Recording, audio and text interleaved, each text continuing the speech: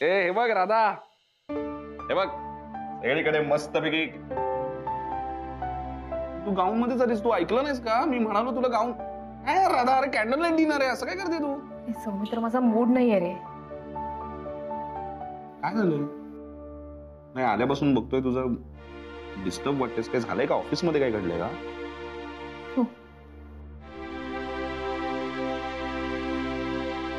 चल बोलूया आपण. बस. काय आज रघुच्या गावातल्या एक बाई आल्या होत्या, मंजा त्यांचं नाव. त्या त्यांची कर्मकहाणी सांगत होत्या. क्षणभर मला असं वाटलं की या माझ्याबद्दलच बोलतात. सौमित्र, माझं नशीब बरं आहे की मी या सगळ्यातनं सही सलामत बाहेर आले आणि लवकर सावरले. आणि या मंजा जे काही सांगत होत्या ना, इतकं भयंकर होतं ते सगळं, आपण इमॅजिन सुद्धा नाही करू शकत. आणि फक्त त्याच नाही, त्यांच्याबरोबर कितीतरी बायका आहेत की या परिस्थितीतनं बाहेर येण्याचा त्या प्रयत्न करतायत, धडपड करतायत.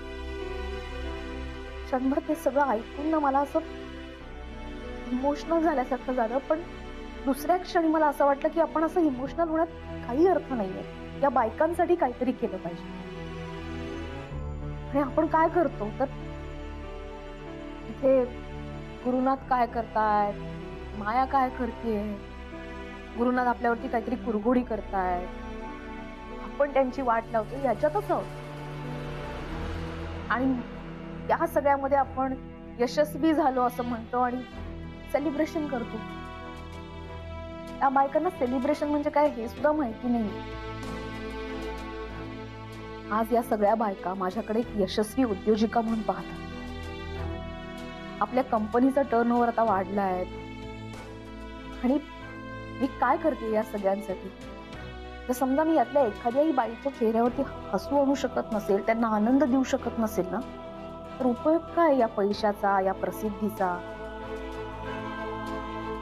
हे सौमित्र, मला आता फक्त माझा नाही तर या सगळ्या बायकांचाही विचार करायचा आहे. गुरुनाथ काय करतायत, माया काय करते, हे माझ्यासाठी आता महत्वाचं नाही. यांच्याबद्दल मला अजिबात विचार करायचा नाही. आता फक्त मी आणि माझं ध्येय, बस. आणि हे फायनल.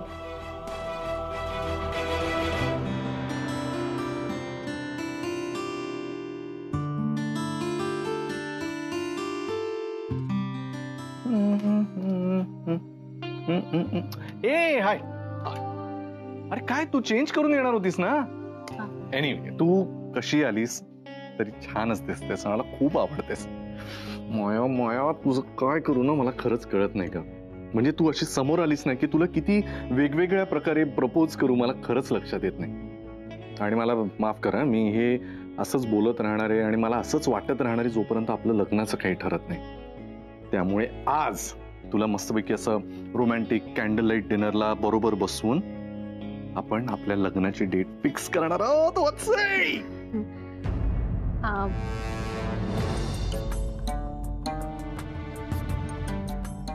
माया, तू यशवंत सरांना भेटणार होतीस ना?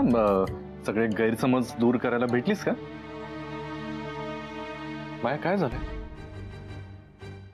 तुझं लक्ष नाहीये माझ्या बोलण्याकडे. आहे ना, माझं लक्ष आहे. ऐकते मी तू जे काही बोलतोयस ते. नाही, जनरली लग्नाचा विषय काढल्यानंतर तू अशा छोट्या छोट्या गोष्टींबद्दल एवढी एक्साइटेड असतेस. आज काही लक्षच नाहीये तुझं असं वाटतंय. नाही गुरु, तसं काहीच नाहीये. It's just that I am bit tired, nothing else. बोल ना तू. मी तुला खरं सांगू, मी एवढी तयारी केली आहे ना, म्हणजे छोट्या छोट्या गोष्टींपासून ना, घर, लग्न याबद्दल तू आतापर्यंत जे जे काही मनात आणलं होतंस, मला सांगितलं होतंस ना, त्या सगळ्या मी करणार आहेत. त्या सगळ्या आपण करणार आहोत. बापरे, म्हणजे एवढं सगळं मनावर घेतलंयस तू? तू एवढ्या प्रेमाने बोलतोच आहेस तर आपण आजच ठरवूया आपल्या लग्नाची डेट. अरे हो, ठरवावीच लागेल. मी तेच सांगतोय तुला, आज आपल्याला डेट ठरवावीच लागेल. कारण एकदा लग्नाची डेट ठरली ना की मग बाकी डेट्स ठरवता येतील ना आपल्याला. म्हणजे आता बघ, प्री वेडिंग फोटोशूट सगळ्यात महत्वाचं, त्याची तारीख ठरवता येईल, म्हणजे असं रिव्हर्स प्लॅनिंग करता येईल आपल्याला. हा करेक्ट आहे. आणि प्री वेडिंग वरून आठवलं, आपल्याला केडीला सांगावं लागेल, म्हणजे वेळीच सांगूया ना त्याला, म्हणजे आपल्याला डिस्कशन करता येईल कसं काय करायचं वगैरे. नाही, केडी नको. नको? मग कोण? श्रेयस? तोही फोटोग्राफी करतो असं ऐकलं होतं मी, त्याला विचारूया आपण. अरे नाही, तू ऐक, हे सगळे ना असे हौशे नवशे गवशे आहेत. यांना काय फोटोग्राफी जमतीये, म्हणजे केलंय असेल त्यांनी थोडंसं, पण आपण आपलं प्री वेडिंग फोटोशूट मस्त प्रोफेशनल फोटोग्राफर कडून करून घेऊया. म्हणजे मी काहींच्या प्रोफाईल्स पाहिल्या, 2-3 शॉर्टलिस्ट पण केल्यात. सो आपलं फोटोशूट ना असं क्लास झालं पाहिजे, आतापर्यंत कधी कुणी न पाहिलेलं. सो तुला माहितीये मी काय काय डोक्यात आणलंय. आपण सगळ्यात आधी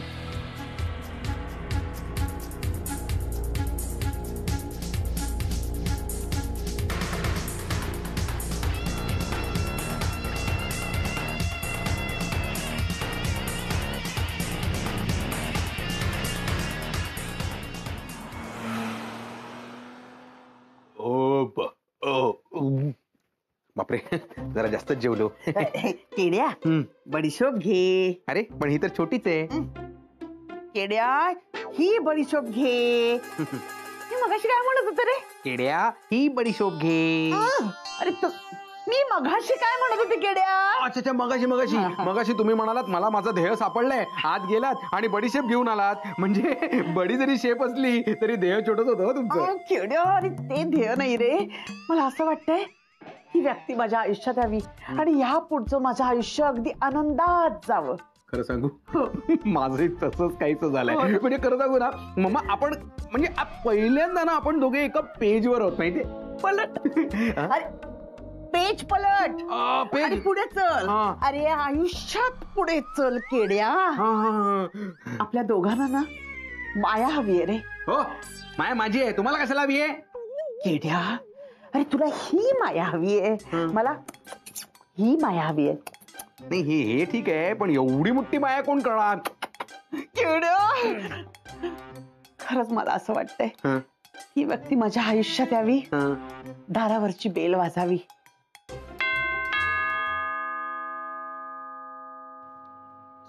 सर तुम्ही? बाजूला माया. सर माया माया. तर तुम्ही? माया, मी तुला घ्यायला आलोय, तू माझ्याबरोबर लगेच निघ, चल. सर पण माया, एक तर तू माझ्याबरोबर ताबडतोब चल, किंवा ताबडतोब या माणसाला तू कायमचं इथून हाकलून दे. सर एवढं काय झालंय सांगाल का मला? माया, ही सगळी चर्चा करत बसायची ही वेळ नाहीये, आता तू फक्त माझ्याबरोबर चल. सर पण माया, तुम्हाला सर म्हणत असलीस तरी तुझ्यात आणि माझ्यात बाप आणि मुलीचं नातं आहे, आणि म्हणूनच मी तुझ्या आयुष्यामध्ये असा कुठलाही माणूस येऊ देणार नाही ज्यांनी तुझ्या आयुष्याचा वाटोळ होईल. सर तुम्ही प्लीज माझा ऐका, तुमचा काहीतरी गैरसमज. शट अप मिस्टर सुभेदार. मी आणि माझी फॅमिली बोलत असताना बाहेरच्या माणसांनी मध्ये बोलायचं नाही. डोंट टेस्ट मी तुझ्या कानाखाली आवाज काढायला सुद्धा कमी करणार नाही. सर प्लीज काम डाऊन. तुम्ही एवढे हायपर नका ना हो प्लीज. म्हणजे तुम्ही हे जे काही बोलताय त्यामागच्या तुमच्या भावना मला कळतायत. काय झालं एक्झॅक्टली ते सांगा ना मला, मला कसं कळणार? शनायाचं लग्न, आय वॉज देअर माया, आणि तू सुद्धा तिथे असायला हवी होतीस. म्हणजे तू स्वतः उघड्या डोळ्यांनी बघितलं असतंस या माणसाने काय ड्रामे केले तिथे, आणि मग तुला कळलं असतं या माणसाची लायकी काय आहे. रादर तुला कळलं असतं की या माणसाची लायकीच काही नाही. आपल्याला सौमित्र आणि राधिका किती वेळा वॉर्न करत होते, किती वेळा. का नाही आपण त्यांचं म्हणणं सिरियसली घेतलं? तर अगोदरच आपल्याला कळलं असतं हा माणूस कसा आहे आणि वेळ चाली नसती. एनिवे, जी चूक तेव्हा झाली ती मला परत करायची नाहीये. तू चल माझ्याबरोबर, चल तू. सर माझा ऐकत, मी तिथे केला तो ड्रामा होता, तुम्ही हवं तर विचारा तिला. मी आता तिला हे असंच काही बाई बोलून तू आतापर्यंत जगाला फसवत राहिलायस, आणि मला हीच भीती आहे की तुझ्या या शब्दांना आजही माया बिचारी भुलेल, पण मी नाही. आजपासनं तू हिच्या आयुष्यातच नाही, तू एसबी ग्रुप ऑफ कंपनीज मध्ये सुद्धा दिसायचं नाहीस. Is that clear? Sir please ऐका. म्हणजे एवढा मोठा डिसिजन घेण्याआधी आपण एकदा डिस्कस करूयात प्लीज. आपण विचार करून हा डिसिजन घेऊयात प्लीज. अजिबात नाही माया, आणि या माणसासमोर तर नाहीच नाही.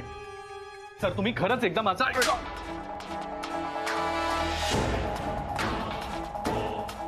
I want you.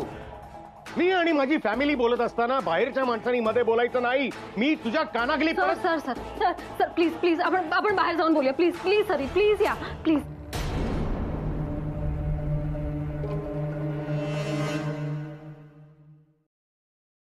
सौमित्र, काय ग? सॉरी. कशाबद्दल? नाही, तुझा मूड खराब केला. तू इतक्या चांगल्या मूड मध्ये होता आणि मी वेगळाच काहीतरी विषय काढला. वेडीस का राधा? असं काहीच नाहीये. उलट आता तू जे काही बोललीस ना त्याचं खूप कौतुक वाटतंय मला. आणि राधा, मी तुझ्याशी याचसाठी लग्न केलं ना. तुझी सेन्सिटिव्हिटी, तुझी पॅशन, हेच तर मला आवडतं. आणि राधा, हे जे काय मी रोमॅन्टिकपणाबद्दल बोलतो ना, ती थट्टा करत असतो ग तुझी. काय माझी मनापासून तक्रार नसते त्याबद्दल. उलट राधा, मला तुझा स्वभाव नीट माहितीये. तू जर एखादी गोष्ट ठरवलीस तर ती पूर्ण होईपर्यंत काही शांत बसणार नाहीस. त्यामुळे आता तू जे काही ठरवलेस ते मनापासून कर, बिनधास्त कर. मी आहे ना बाकीचं सगळं सांभाळायला. आणि हा जो काही रोमॅन्टिक कॅन्डल लाईट डिनर आहे तो पण होणार नक्की. म्हणजे तू ज्याला सक्सेस म्हणतेस ते जेव्हा तुला मिळेल ना तेव्हा नक्की करूया.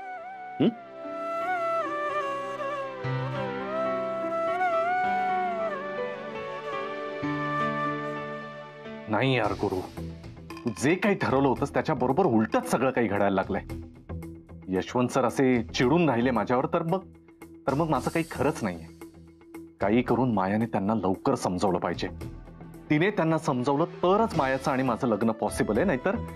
नाहीतर बघता बघता शनायासारखीच माया सुद्धा हातातून निघून जाईल.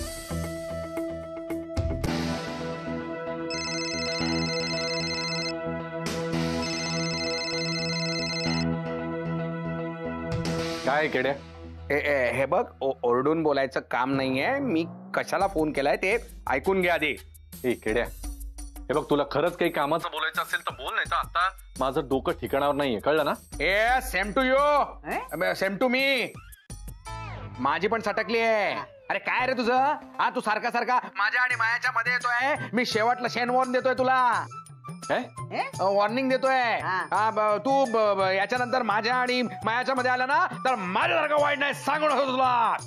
किड्या, मायाचं नाव घ्यायची तरी लायकी आहे का तुझी?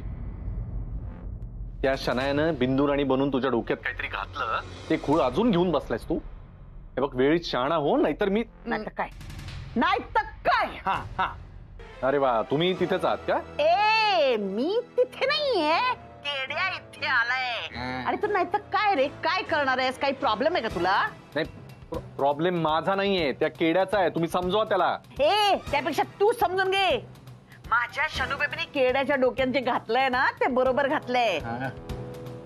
पण तू शनूबेबीच्या लग्नात येऊन जो काही धिंगाणा घातलास ना, तो तुझ्या सकल माया डार्लिंगला कळलं ना तर ती तुझ्याशी लग्न करेल का? हो? नाही, कोण सांगणार आहे तिला? बघतो ना मी. माझं बाळ आहे ना, बाळ. ते असं दुडदुडू दुडदुडू दुडदुडू दुडदुडू दुडदुडू असं जाईल आणि असं करून तिच्या कानात सांगेल ना तेव्हा तुला कळेल. कुणाबद्दल बोलताय? माझं बाळ सौमित्र सबनीस. सौमित्र बनहट्टी. शनू बेबी सारखा माझा मुलगा आहे तो. कुठलं बाळ? कुणाचं बाळ? काय बोलताय? अरे तुला आई आणि मुलाचं नातं कधी कळणार रे? ते आत्ता कळणार आहे. हा करेक्ट आहे. अरे तुला काहीच कळत नाही रे. तू एक नंबरचा स्वार्थी माणूस आहे, स्वार्थी माणूस. अरे मित्र आहे का कोण आहे यार? तू जेव्हा जेव्हा मला हाक मारली ए केड्या, तेव्हा मी आलो की नाही ओ गुरु असं म्हणत. पण आता काय होतंय? आता तू मला म्हणतोय हाट. तुम्ही नाही त्याला. हा, अरे मला मदतीची गरज आहे आणि तू माझ्याच आयुष्याची वाट लावतोयस काय? केड्या, तुझं नशीब फार चांगलंय. नाही, आता तू माझ्या समोर नाहीयेस ना, हे फार बरं आहे तुझ्यासाठी. आत्ता जर इथे असतास ना तर आधी तुझं थोबाड फुटलं असता आणि नंतर फोन ठेवला असता, कळलं? आता ते ह्याच्या कानाखाली ना फोन ठेवला मी.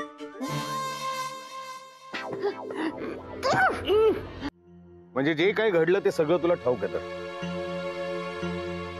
हो सर, आणि पुढे काय करायचं ते सगळं ठरलंय आमचं. हे बघ Maya, you have to be very very careful. हा माणूस अत्यंत लबाड माणूस आहे. हा स्वतःला वाचवण्यासाठी माझ्या सकट सगळ्यांना खोटं ठरवू शकतो. आय नो सर, कळलंय मला सगळं. आणि ॲज आय टोल्ड यू, मी होते त्या लग्नात आणि सगळं बघितलंय. जे काही झालं ते सगळं माझ्या डोळ्यांनी बघितलंय. त्यामुळे हा जे काही वागतोय ना, हे सगळं खोटं वागतोय माझ्याशी, सगळं कळतंय मला. Thank God. आणि आताच काय करायचंय हे सुद्धा तुला कळलं.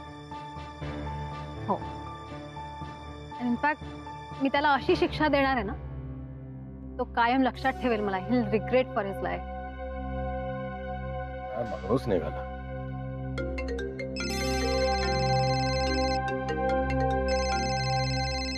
Hello hello.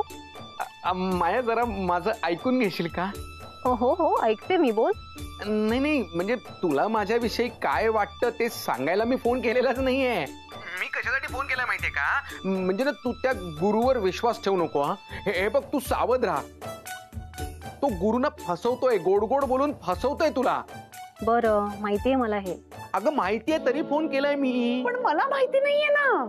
हा बोला, काय काम होतं का? फोन केलात? आपल्या माणसाला काम असलं तरच फोन करायचा असतो, असं कुठे लिहून ठेवलंय का? सॉरी, मला कळलं नाही. काय म्हणाल? कुठे आहात?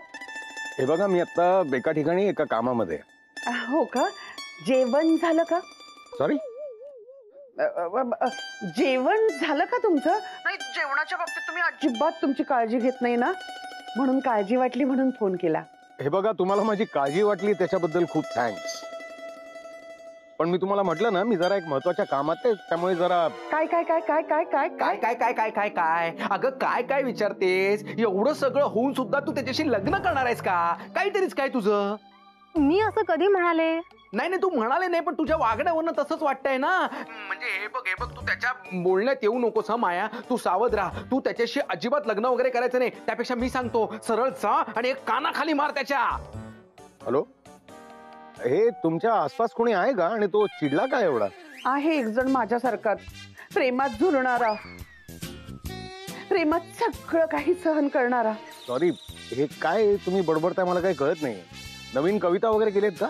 नाही, रियालिटी सांगते. पण जाऊ दे, त्याबद्दल आपण नंतर बोलू.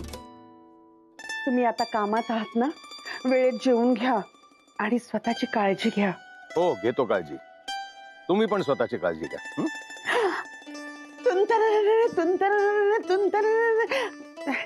GNTCSD. Sorry, good night, take care, sweet dreams. हे काय शेवटचं होतं ते मला कळलं नाही. इमोजीज असतात ना वाल्या. हे बघा, तुमच्या इमोजीज झाल्यात का बाकी आहेत अजून? Good night. तुमतम तुमतम तुमतम तुमतम. Thanks KD. थँक्स कशाबद्दल? नाही म्हणजे मी आतापर्यंत तुझा एवढा इन्सल्ट करत आले तरी बघ ना, म्हणजे तुला किती काळजी वाटते माझी, तुला कन्सर्न वाटतंय माझ्याबद्दल. दॅट्स रिअली गुड आणि त्यासाठीच थँक्स. आणि हो, मला यापुढे मात्र तुझी मदत लागणार आहे. हा अगं तू आवाज दे फक्त. तुमने पुकारा और हम चले आए, ए आए आओ आए आ. अगं आय आओ आय असं काही म्हणालीस ना तरी मी असा धावत धावत ही लगेच मदतीला मी तुला सांगतोय. बर. Once again thank you so much. GNTCSD. Okay, yeah, bye. Good night. Bye bye. बरं माया, आता मला निघायला हवं. But like I said, be very very careful. आणि मग काहीही लागलं ॲट एनी टाइम तुला फक्त मला कॉल करायचा. I will be there with you. Okay, take care. या सगळ्या बायका एकाच गावातल्या, पण प्रत्येकीचे प्रॉब्लेम वेगळे. आता त्यातलीच एक गरोदर बाई नवरा त्रास देतो म्हणून आत्महत्या करायला निघाली होती. आपण इमॅजिन सुद्धा करू शकत नाही त्याआधी तिने काय भोगलंय. अरे राधा, मी तू हे सगळं सांगतेस ते ऐकूनच खूप भयंकर वाटतंय मला. मला एक प्रश्न पडतो सौमित्र, आत्महत्या करून प्रश्न सुटणार आहेत का? तू म्हणतेस ते खरं आहे, मला पटतंय सुद्धा सगळं, पण मला एक सांग, तू काय करायचं ठरवलंयस पुढे? एक खिणगी पडलीये, त्याचा वणवा पेटायला हवा, तरच या बायकांना खऱ्या अर्थानं न्याय मिळेल. आणि म्हणूनच मी असं ठरवलंय की सगळ्या बायकांना भेटायचं, त्यांचे काय प्रॉब्लेम आहेत हे समजून घे. मी आणि ते आमच्यातली दरी नाहीशी झाली पाहिजे. हे जेव्हा आपण दिवाळी वगैरे साजरी करत असतो ना, तेव्हा त्यांच्या आयुष्यात अंधार असतो. जेव्हा आपण इथे पार्ट्या करत असतो ना, तेव्हा त्यातली एखादी आई आपल्या पोरांच्या भुकेसाठी वणवण हिंडत असते. जेव्हा आपण आनंदानं हसत असतो तेव्हा एखादी बाई हंबरडा फोडत असते. मला मान्य आहे राधा, पण आपण आपली जगण्याची पद्धत कशासाठी बदलायची? हे जोपर्यंत आपल्याला माहिती नव्हतं तोपर्यंत ठीक आहे, पण आता आपल्याला कळलंय ना, मग आता आपण शांत नाही बसायचं. म्हणूनच मी असं ठरवलंय की ही माझी राधिका सुभेदार, राधिका मसाल्याची मालकीण ही जी इमेज आहे ना, ही बाजूला ठेवणार आहे. गावागावात जाणार, या सगळ्या बायकांना भेटणार, आपल्या परीनं जी मदत करता येईल ती करणार. माझ्यासाठी राधिका म्हणून ही खरी इमेज आहे.